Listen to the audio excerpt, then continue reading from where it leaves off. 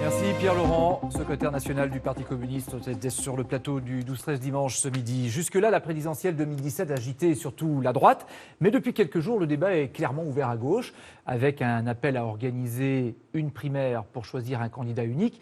Il va pas, vous nous le direz peut-être ce midi.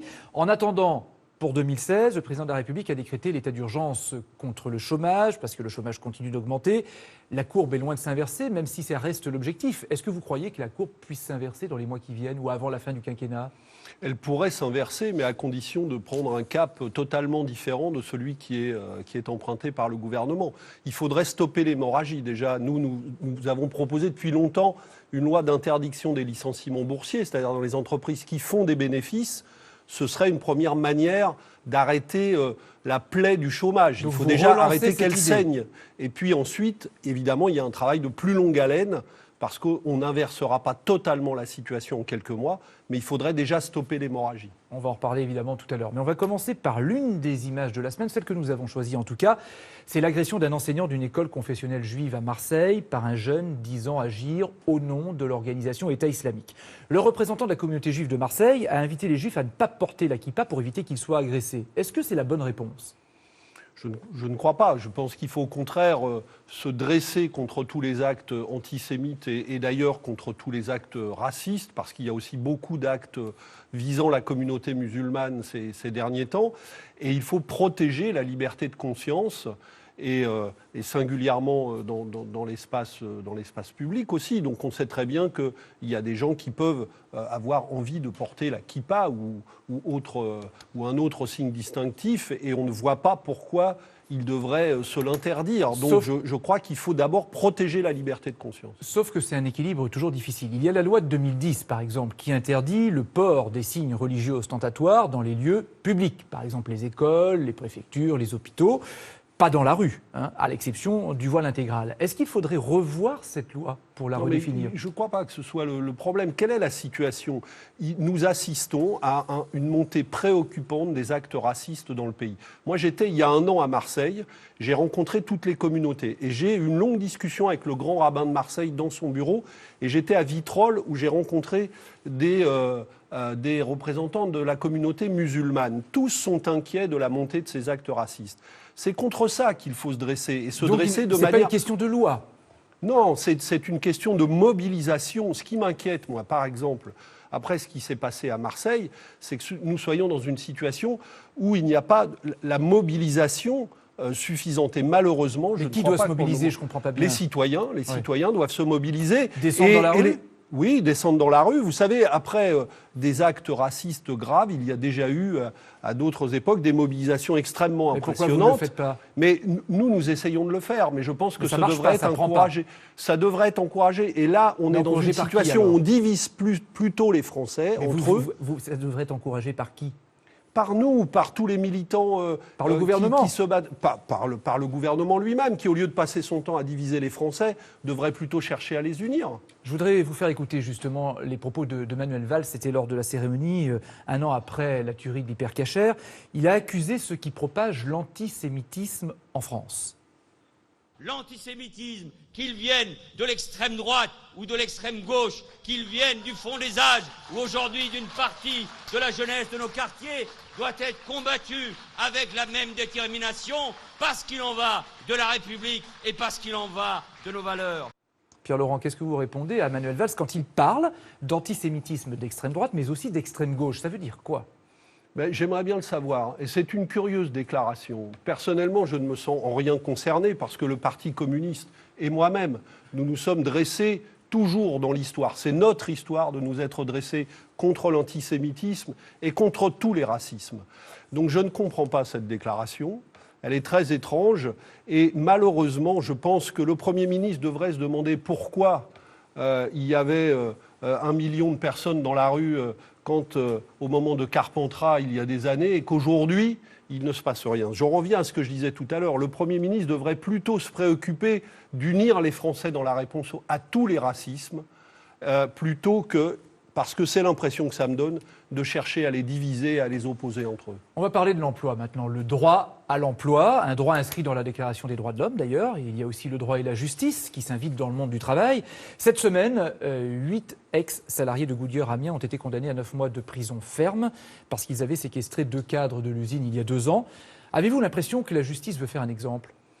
Je pense que cette décision est scandaleuse parce que ces salariés sont des salariés qui étaient en lutte pour s'opposer à la délocalisation d'une entreprise, d'une multinationale américaine qui veut aller produire en Russie ce qui est aujourd'hui produit en France. Et le PDG de Goodyear, il faut bien avoir en tête ce qu'il a déclaré, et je cite, « Je peux aller là-bas payer moins d'1 € l'heure de salaire en Russie et réimporter tous les pneus en France. Voilà contre quoi luttaient les salariés de Goodyear. Donc c'est eux qui défendent le patriotisme économique et c'est eux qui sont condamnés à de la prison ferme. Vous dites c'est une décision scandaleuse, oui. Une décision sévère, inédite en tout cas. Emmanuel Valls, lui, a même reconnu que c'était indéniablement lourd. Il l'a dit devant les sénateurs, vous êtes sénateur, les 8 condamnés vont faire appel. Le parquet doit-il faire appel ? Mais d'abord, le parquet n'aurait jamais dû poursuivre. Ça fait partie, évidemment, du scandale de cette affaire, puisque même la direction et les cadres visés avaient retiré leur plainte. Et c'est le parquet qui a continué à poursuivre. Donc, malheureusement, ça n'est pas le seul cas où c'est le parquet qui prend l'initiative de poursuivre des syndicalistes. Ça veut dire quoi ? C'était déjà le cas dans les 5 de Roanne. Est-ce que ça veut dire que, comme Jean-Luc Mélenchon, vous pensez que le gouvernement veut que l'on matraque les travailleurs ? Le gouvernement, en ce moment, effectivement, encourage une criminalisation de l'action syndicale. Je me rappelle les déclarations et également du Premier ministre à l'encontre des salariés d'Air France qui eux aussi étaient en lutte sur des questions de licenciement et d'intérêt national. Et ces déclarations avaient été extrêmement violentes. Donc il y a effectivement quelque chose d'inquiétant. Et je rappelle aussi que le gouvernement et singulièrement Manuel Valls, sont ceux qui s'opposent au vote de la loi d'amnistie que nous avons déposée sur le bureau du Parlement et que nous souhaitons voir discuter le plus vite possible. D'amnistie des délégués syndicaux ou des représentants des salariés ou des salariés. De tous ces syndicalistes, et il y en a malheureusement beaucoup, qui sont au fil de chaque année poursuivis, condamnés, sanctionnés, alors qu'ils ne font qu'exercer leur droit syndical. Vous attendez donc pour un geste du l'emploi. gouvernement là, sur cette affaire Goodyear, par exemple ? Mais bien sûr, il faut que le gouvernement se prononce clairement en faveur de la relaxe de ses salariés. Et je pense que la mobilisation dans le pays doit grandir autour de ça. Il y a une pétition qui a été lancée par la CGT. Eh bien, et que vous avez signée. Que j'ai signée, et j'invite tous les téléspectateurs et téléspectatrices qui nous écoutent à la signer massivement. Vous nous disiez tout à l'heure que vous ne croyez pas à l'inversion de la courbe du chômage pour revenir aux questions de l'emploi immédiat. Je n'y crois pas avec la politique gouvernementale actuelle. On va en parler justement parce que crois. Le président de la République parie, lui, sur la formation de 500 000 demandeurs d'emploi cette année. Il l'a redit lors de ses vœux.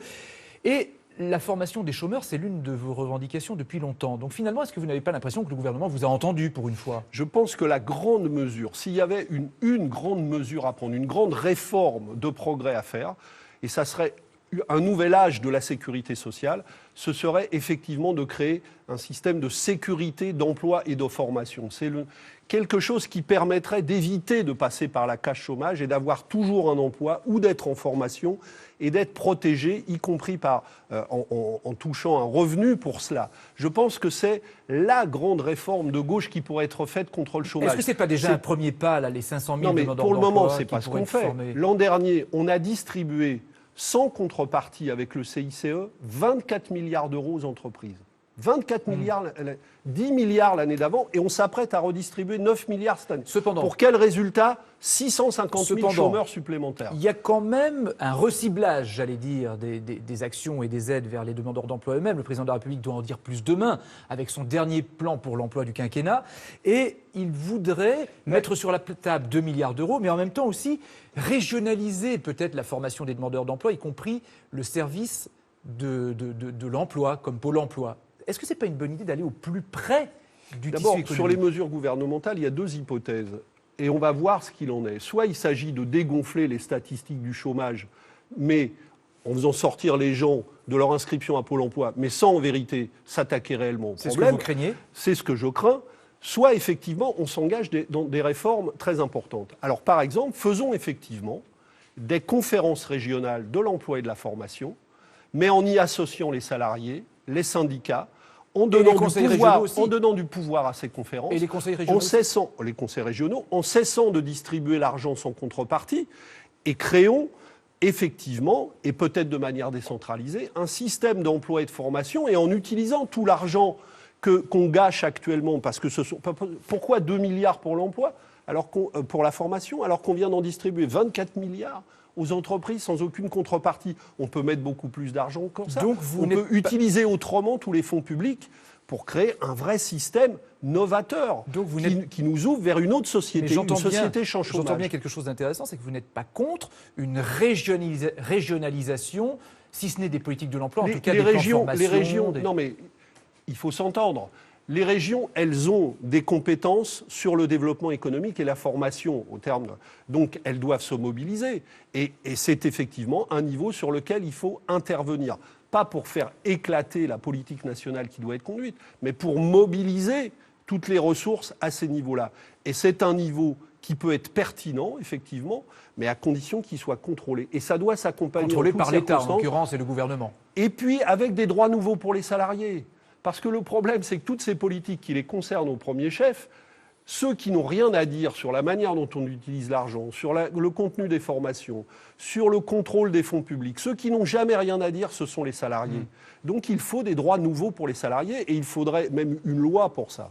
2016, à part ça, va être l'année de la préparation de la présidentielle de 2017, parce que ça arrive vite. Tout le monde se met d'accord maintenant pour rallier l'école des primaires, mais comme toujours à gauche, l'union est un combat, je paraphrase personne, surtout au front de gauche, où vous, Parti communiste, vous n'êtes pas toujours sur la même longueur d'onde, encore une fois, que votre allié Jean-Luc Mélenchon sur cette histoire, et ça ne date pas d'aujourd'hui.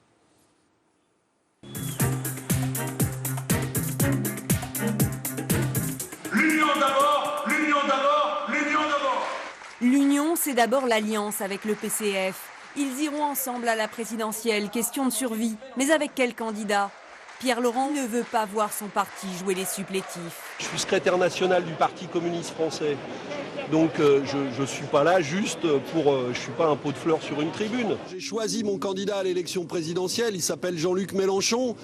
Et donc je n'ai pas de raison d'aller choisir le candidat socialiste. Ensuite, nous aurons une primaire, ça s'appelle le premier tour de l'élection présidentielle. Il monte sur le podium, Jean-Luc Mélenchon. Jean-Luc Mélenchon, 11,7%. L'élection présidentielle vient de montrer qu'avec un candidat qui n'était pas membre du Parti communiste et qui était notre candidat, Jean-Luc Mélenchon, le Parti communiste lui-même s'est considérablement renforcé dans cette période. Je dis à mon camarade Pierre Laurent, tranquillement, sans dramatisation, qu'on ne gagne rien au rôle de tireur dans le dos. Les divergences sur la stratégie municipale sont toujours là. Je suis absolument pour des listes autonomes au premier tour, lui pas dans tous les cas. Nous avons un désaccord sur cette question du deuxième tour. C'est pas le premier désaccord. Moi, je pense que quand nous sommes devant le danger devant lequel nous nous trouvons, c'est-à-dire beaucoup de départements qui peuvent passer à droite, voire des départements qui peuvent être gagnés par le Front National, eh bien moi, je dis on ne mégote pas sur le fait de faire barrage à ça. Le Front de gauche a réussi ce tour de force dans 13 régions de se présenter dans 4 configurations différentes, c'est-à-dire de s'être rendu totalement illisible. La gauche a mis en scène son rassemblement, tous derrière Barthelone. Si tous ceux qui ont voté dimanche pour nos 3 listes additionnent leurs voix sans exception aucune, nous pouvons gagner. La première région de France échappe au président de l'Assemblée nationale, Claude Barthelone. Pour la droite, c'est une victoire aux allures de trophée dans ces élections régionales. Pierre Laurent, avant de revenir sur pas mal de sujets, on revient directement sur les élections régionales, c'était pas si longtemps, perdues par la gauche en Ile-de-France. Comment se fait-il que la gauche ait perdu cette région ? Claude Barthelone n'était pas le bon candidat ? Non, ce n'est pas la question. Je pense qu'il y a 2 raisons fondamentales. La première, c'est la politique gouvernementale qui a, on le sait, déçu tellement à gauche que des gens n'arrivent plus à se mobiliser, même quand le danger de la droite est présent, et c'est la première des raisons, donc un défaut de mobilisation à gauche, mais c'est la politique gouvernementale qui en est responsable. Et deuxième question, parce qu'on ne l'a pas beaucoup relevé, c'est qu'en Île-de-France, il y a eu un report massif des électeurs du Front National, et singulièrement dans les quartiers les plus bourgeois, dans l'ouest parisien et dans l'ouest de l'Île-de-France, en faveur de la candidate Valérie Pécresse. Et le candidat du Front National a beaucoup diminué son score entre les deux tours en Île-de-France parce qu'une partie du Front National a choisi la droite pour battre la gauche. Et aujourd'hui, je suis très inquiet parce que des politiques sociales, et notamment le pass Navigo unique que nous avons mis en place en Île-de-France, est menacé par la politique que va mettre en œuvre Valérie Pécresse. Alors, on va parler maintenant de la primaire. Et la primaire à droite, elle est déjà lancée. Il y a même déjà les candidats. Ça se met en place. On voit le paysage. La gauche, qui était pionnière, se voit dépassée sur la primaire finalement. Et d'ailleurs, la primaire de gauche aura-t-elle lieu? On va en parler avec Françoise Fressoz, éditorialiste au Monde, qui est avec nous ce midi. Bonjour Françoise. Bonjour Pierre-Laurent. Bonjour. Pierre-Laurent, vous êtes secrétaire national du Parti communiste depuis 2010, et à ce titre, vous avez participé à l'aventure du Front de gauche aux côtés de Jean-Luc Mélenchon. Mais on l'a vu récemment, les résultats électoraux ne sont pas au rendez-vous et il y a beaucoup d'interrogations aujourd'hui sur l'avenir de votre couple. Donc ma première question est très directe. Est-ce que pour vous, Mélenchon en 2017, c'est encore la solution ou c'est devenu un vrai problème? Écoutez, moi je crois que nous devons réfléchir à la situation globale qui se pose. Et je pense qu'il ne faut pas prendre le problème par ce bout-là. Parce que nous sommes face à un piège redoutable. On voit bien ce qui se passe, dans lequel la gauche peut disparaître tout entière. Parce qu'on veut nous imposer un casting pour la présidentielle. C'est Marine Le Pen, la droite et François Hollande, prétendument candidat naturel de la gauche, ce qu'il n'est évidemment pas. Mais sur la question Mélenchon, précisément. Oui, Mélenchon, mais laissez-moi aller au bout de mon raisonnement pour comprendre mon raisonnement. Non, mais pour répondre bien, aussi. Oui, mais je vais répondre très précisément à cette question. Et j'ai dit que ce n'est pas par là qu'il faut prendre le problème. Parce qu'aujourd'hui, pour faire face à ce piège redoutable, il faut un candidat, c'est mon avis, qui réunisse derrière lui le Front de gauche, des socialistes, des écologistes et tous les citoyens, les électeurs, les intellectuels, les créateurs de gauche ou du peuple qui ne se reconnaissent pas dans la candidature de François Hollande, qui ne peuvent pas se reconnaître dans la candidature de François Hollande. Si vous dites eh bien, ça, si nous commençons... Excusez-moi. Si vous dites ça, c'est pas forcément le profil Mélenchon que vous décrivez, là. Exactement, c'est ce que je suis en train de dire. Je pense qu'il ne faut pas... que l'heure n'est pas au casting, n'est pas au choix du candidat. L'heure est à créer un cadre qui va permettre à toutes ces forces de désigner ensemble, de construire un projet de gauche ensemble et de désigner un candidat pour l'incarner. Mais très concrètement, Jean-Luc Mélenchon, il veut se présenter à la présidentielle. Oui. Si jamais il annonce à la fin du mois ou dans quelques temps qu'il est candidat, est-ce que concrètement vous le soutenez? Moi, je vais dépenser toute l'énergie que j'ai dans le mois qui vient, dans les 2 mois qui viennent, dans les mois qui viennent, à permettre ce que je vous disais, c'est-à-dire le rassemblement de ça. Et je le répète, ce n'est pas... Il y a déjà des candidatures déclarées ou des candidatures pressenties. Jean-Luc Mélenchon n'est pas le seul. Il y en a d'autres qui ont des fourmis dans les jambes. Ah bon, lesquelles? Et moi, j'ai un avantage, si vous voulez, dans cette situation. C'est que moi, je n'en fais pas une affaire personnelle. C'est-à-dire que vous n'êtes pas parmi les candidats? Je pense que si, évidemment, nous allons vers une construction de ce type, les idées communistes auront leur place dans cette construction. Mais il n'y aura pas forcément un candidat communiste. Peut-être pas, nous verrons.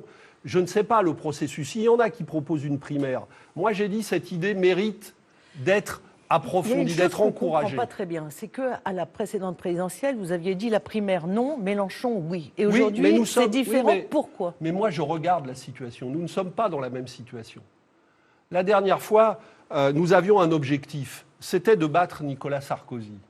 Et l'émulation à gauche, avec le projet que nous avons porté avec Jean-Luc Mélenchon, avec une magnifique campagne, on l'a vu dans les images, eh bien, a aidé à cette victoire et a aidé à porter des idées dans la gauche qui ont été reniées totalement par François Hollande contre tous ses engagements. Mais nous avons eu une candidature utile. Aujourd'hui, être utile, c'est déjouer le piège dans lequel on veut nous enfermer. Et déjouer ce piège, ce n'est pas construire une petite candidature de la gauche dans un petit coin qui ne servira à rien. Être utile aujourd'hui, c'est construire finalement une candidature de gauche. Parce que le risque, je le répète, c'est qu'il n'y en ait pas. Manuel Valls, hier soir, dit « mais le candidat de gauche, c'est François Hollande, c'est naturel ». Mais enfin, qui peut croire que le candidat naturel de la gauche, c'est celui qui fait la déchéance de nationalité ? C'est celui qui fait le CICE ? C'est celui qui, avec les lois Macron, encourage tous les jours les politiques de précarisation des droits sociaux du MEDEF. C'est celui qui va nous proposer dans quelques semaines de mettre à bas le Code du travail. C'est ça le candidat naturel de la gauche. Mais enfin, qui peut croire ça ? Et le problème, on le voit bien, c'est qu'il y a des millions de gens qui ne se reconnaissent pas dans cette candidature. Eh bien, il faut que ces gens-là se réunissent, travaillent ensemble, discutent d'un projet de gauche et désigne un candidat de gauche. Alors, il y a eu des appels lancés, justement. Il y a eu des appels lancés, notamment par Daniel Cohn-Bendit et un certain nombre d'intellectuels. Est-ce que vous les avez rencontrés ? Oui, j'en ai rencontré. Depuis des semaines déjà, je discute avec beaucoup de gens et je vais intensifier ça. Je vais même ouvrir, à partir de lundi prochain, du lundi 25 janvier, tous les lundis soirs, sous la coupole du siège du Parti communiste, un forum public où j'inviterai des personnalités et des citoyens pour débattre de cette question. Très concrètement, ça veut dire que ça y est, vous êtes, vous, dans ce processus de la primaire. J'ai envie de le discuter, de l'encourager. Il faut réunir des conditions. Est-ce que ça peut permettre un vrai débat sur le projet ? Parce que je l'ai dit, ce n'est pas un problème de personne, c'est d'abord un problème de projet. Est-ce que ça va permettre à toutes ces forces de converger ? Si on réunit ces conditions-là, moi je dis ça vaut le coup d'encourager ce processus-là.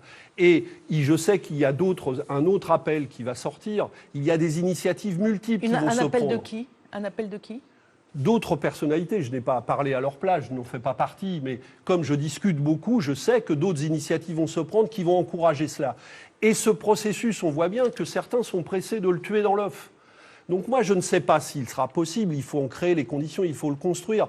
Mais je dis de toute façon, ce processus-là est une chance. Peut-être c'est un autre. Mais nous avons besoin d'un processus collectif qui va permettre à toutes les forces qui ne veulent pas la candidature de François Hollande parce qu'elle ne représente pas la gauche, mais qui veulent une grande et belle candidature de gauche, de travailler ensemble. Pierre Laurent, je voudrais vous montrer une image, c'était avant-hier, Alain Juppé et Manuel Valls, côte à côte, près de Bordeaux, pour inaugurer une usine, Le Sieur en l'occurrence. Ils sont les favoris des sondages. Ça pourrait être ça, l'affiche du second tour de la présidentielle de 2017 ? Écoutez, c'est précisément ce que je ne souhaite pas. Mais ça pourrait arriver. Oui, mais ça pourrait arriver. Oui, bien sûr que tout peut arriver, même bien pire que ça, avec Marine Le Pen contre je ne sais qui. Mais on voit bien que justement, si on reste enfermé dans ce scénario où on va nous dire c'est soit Hollande, soit Valls, soit Macron, soit Juppé, soit Le Maire, soit Sarkozy et Marine Le Pen là-dedans, eh bien, il y a des millions de Français, et singulièrement ceux de gauche, qui ne peuvent pas se reconnaître dans cette perspective. Tout à l'heure, vous parliez de la déchéance de la nationalité. Le gouvernement a pris conscience que une partie de la gauche était farouchement contre. Quel est le bon compromis sur ce texte pour vous ? Mais il n'y a pas de compromis possible. C'est une mesure qui est totalement inutile dans la lutte contre le terrorisme. Et la déchéance de citoyenneté ? Si on veut lutter, mais c'est la même chose. Je veux dire, Donc vous, ce serait une mesure de substitution, mais qui, alors, à ce moment-là, n'aurait plus aucun sens. Par contre, c'est une mesure, la déchéance de nationalité, qui est extrêmement dangereuse pour la conception qu'on a de la République. Et ce qu'a dit Manuel Valls hier soir est très grave. Il dit il ne suffit pas d'avoir la nationalité française pour être français. Ça veut dire quoi ? Ça veut dire qu'il y a des bons Français et des mauvais Français ? Ça veut dire qu'on se met à trier et qui va le faire ? Non, c'est très grave. Il faut qu'au contraire, la nationalité française, qui est une belle nationalité, à laquelle je suis profondément attaché, elle permet d'unir des gens, elle permet qu'ils construisent ensemble une France ouverte au monde qu'elle a toujours été. Une dernière question, Pierre Laurent. Est-ce que vous comprenez que Christiane Taubira, qui est contre la réforme, reste au gouvernement aujourd'hui ? Non, je ne le comprends pas. Mais c'est une décision qui lui appartient. Effectivement, c'est une situation, j'imagine pour elle, extrêmement inconfortable. Merci Françoise d'être venue sur le plateau de 12-13 dimanche. On en parle. Ça fait partie des sujets du moment. Le projet d'aéroport de Notre-Dame-des-Landes, nouvelle manifestation des opposants hier à Rennes. Il y avait des milliers de personnes la semaine dernière à Nantes. Ça fait 40 ans que ça dure. Faut-il abandonner définitivement le projet ? Écoutez, là, il faut aller au bout des procédures. Je crois qu'il y a encore un jugement à la fin du mois. Il faut surtout apaiser ce dossier.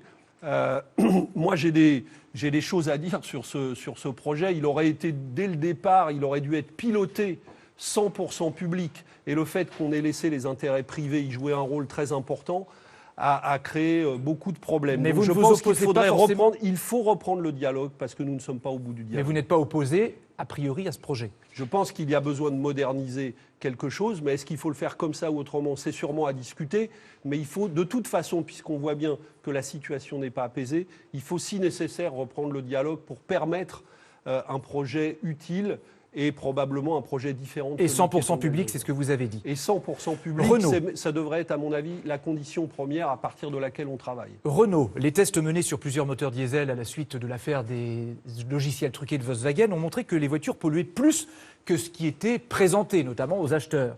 Y a-t-il pour vous tricherie? Il y a un grave problème de transparence, à l'évidence. Il semble que ce soit moins grave, si je comprends bien, que ce qu'on avait découvert avec le groupe allemand. Mais il y a visiblement un très sérieux problème. J'en reviens à une question, à quelque chose que je disais. Vous savez, sur beaucoup de ces questions-là, celle-là comme une autre, plus de pouvoir et de droits pour les salariés, ça résoudrait pas mal de ces problèmes. Là, en l'occurrence, c'est la CGT qui a fait fuiter l'information. Les salariés ont beaucoup de choses à dire sur la manière dont on produit dans les entreprises. Et s'ils avaient davantage de droits, et si on ne les considérait pas seulement comme des rouages qui doivent se taire, eh bien, on gagnerait beaucoup en efficacité. Encore une question. L'accident qui a eu lieu au cours d'essais thérapeutiques à Rennes, dans un laboratoire pharmaceutique, 6 personnes sont dans un état grave, hospitalisées. Faut-il mieux encadrer ces essais? Écoutez, moi, je ne suis pas un expert et je suis très prudent. Je n'ai pas les éléments pour trancher ça. Ce que je me dis, parce que c'est une question très importante et les essais thérapeutiques se multiplient, c'est que peut-être que sur ce sujet, ce qu'il faut mettre en place, c'est une commission d'enquête parlementaire. Pour savoir ce qui s'est passé. Sur cette affaire-là précisément. Pour savoir ce qui s'est passé, le comprendre. Moi, je ne juge pas, je n'ai pas les éléments pour le faire. Et au-delà, peut-être, pour refaire un point sur la question des essais thérapeutiques. Et là aussi, les intérêts privés sont beaucoup trop présents. Et je pense que si la représentation parlementaire mettait son nez dans ce qui se passe, peut-être qu'il y aurait des conclusions à en tirer utiles pour l'intérêt général. Merci Pierre Laurent d'avoir accepté notre invitation dans 12-13 dimanche, une émission qu'on peut retrouver sur le site France TV Info et puis sur le compte Twitter de l'émission. On laisse la place à Catherine Matoche pour l'actualité de la mi-journée.